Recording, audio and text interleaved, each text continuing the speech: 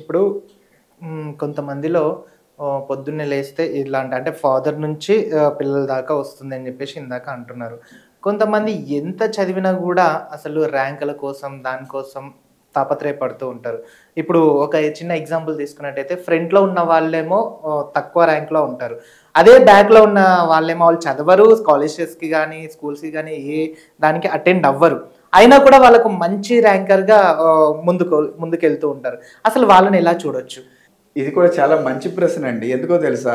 ఇది ప్రతి ఒక్క టీచర్ కూడా అర్థం చేసుకోవాల్సిన ప్రశ్న ఇది. పేరెంట్ కాదు. ఇది టీచర్‌కి ఈ ఆన్సర్ టీచర్స్‌కి ఉపయోగపడుతుంది. ఎందుకంటే స్కూల్‌లో బాగా చదివే పిల్లల్ని ఎదర కూర్చోబెడతాం కాదండి. యాక్చువల్‌గా వీళ్ళు 3 రకాలుగా మనం వర్గీకరించొచ్చు.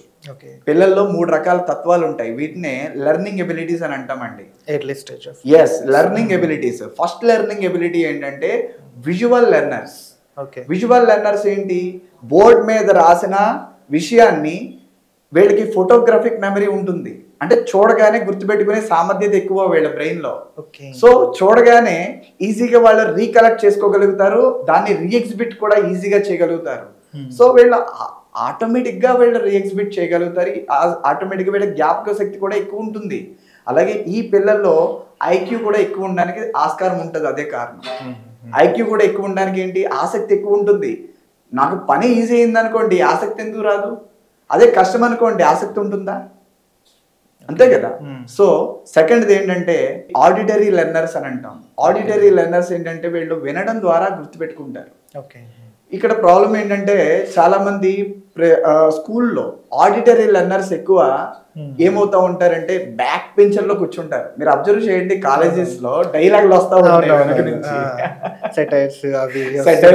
ఇదంతా ఇది వీళ్ళకి నోరు కుదురుండదు, ఏదో ఒకటి మాట్లాడాలి. ఆడిటరీ లెర్నర్స్ వెనక్కి కూర్చుంటారు.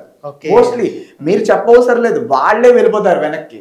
ఎందుకంటే they don't want to catch up by somebody. So back bench వాళ్ళని ఆడిటరీ పీపుల్స్ అంటారు. అబ్సల్యూట్లీ.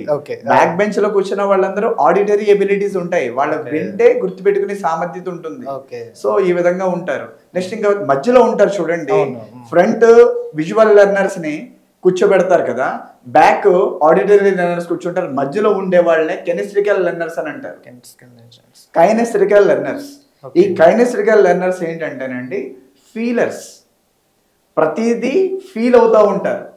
ఎగ్జాంపుల్ అంటే ఫీలింగ్ అంటే ఏంటి? ఇన్ టర్మ్స్ ఆఫ్ నేను ఒక లెసన్ చెప్తున్నాను యాజ్ ఏ టీచర్ గా, మీరు స్టూడెంట్ ఫీలర్ అనుకుందాం. మీకు నేను బోర్డు మీద రాస్తే మీకు అర్థమవుతుంది, అలాగని చెప్పినా అర్థమవుతుంది.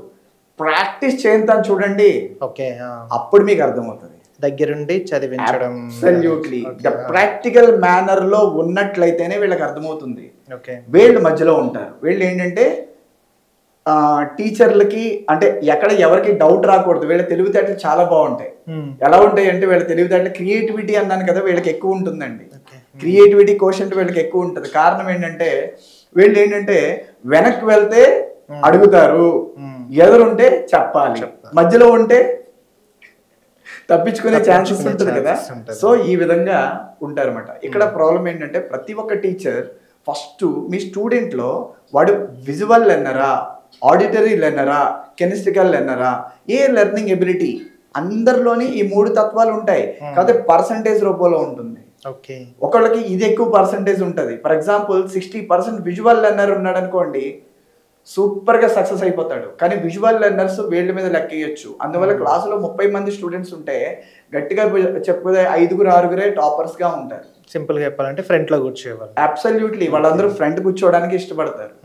అందువల్ల ఈ మధ్య ఏంటంటే కొత్త సిస్టమ్ వచ్చింది ఏంటంటే ఫ్రంట్ బాగా చదివి వాళ్ళని వెనక్కి కూర్చోబెడుతున్నారు. అది కూడా ఒక రకంగా మంచిదే. అట్ ద సేమ్ టైం కూర్చోబెడతాం అనేది ప్లేస్ స్థానభ్రమణం అనేది ఓకేనండి, ప్లేస్ మార్చినంత మాత్రాన కాదు కదా. వీడి ఫీలర్, వీడికి డెమాన్స్ట్రేట్ చేయాలి. వీడు విజువల్ లెర్నర్, వీడికి చూపించాలి.